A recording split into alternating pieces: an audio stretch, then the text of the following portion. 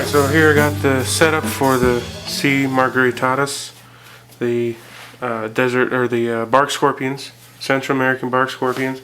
And actually in my last video I witnessed some shaking behaviors. Wasn't really sure what it was, but I looked it up, and with the emperor scorpions that I've had before, I never noticed this, but apparently in a lot of scorpion species, the males will exhibit this juddering behavior. That's what they call it. It's where the male will shake and cause vibrations in the substrate, and the female will feel this and usually then engages the male in courtship dance, mating dance, whatever you want to call it, and then mating occurs. So that's what we were looking at there. So obviously this male is feeling a little frisky, but I think the female is already gravid. She's pretty fat. So if she's not gravid, then she will be soon. And so this is them now. And I'll get a shot of that there. The lighting's not the best, but I'll get some close-up shots later with better lighting. I should really be on the other side. Let me try that. That's a little better, right?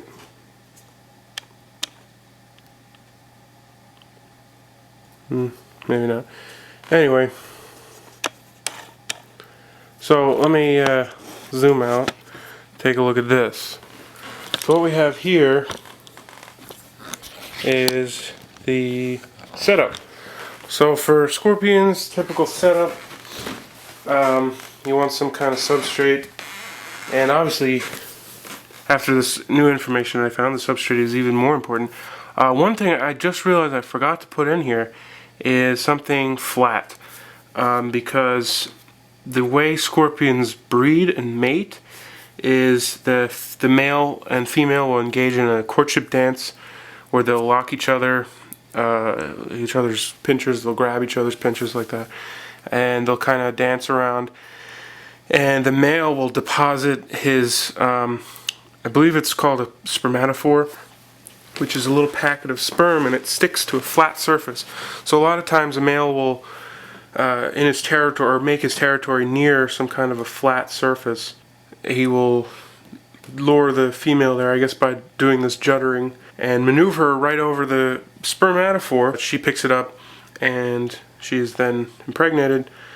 So having a flat surface for them to do that is important. And I didn't put one in here, so I'm probably gonna go out and go in my backyard here and get a brick or something. Just get a piece of brick and kind of put it in there, or see if I have a small piece of slate rock that I can put in here.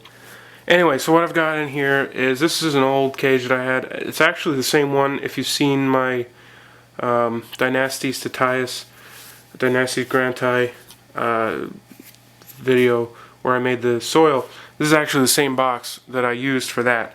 So it's pretty much the same, except I put some bioactive soil in there, and I took some logs. These were just regular logs from my backyard, and if you look, you can see that there's actually a lot of fungus growing on there, so I hope it's okay.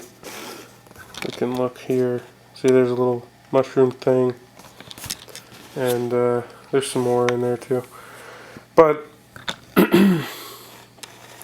hopefully it doesn't become overpopulated with fungus, because that's obviously never a good thing. But I'm hoping also that in taking a lot of leaves and things out of the outside, that there'll be some springtails and whatever else is living in here. And these logs are full of stuff, I'm sure, that can help produce the bioactive soil.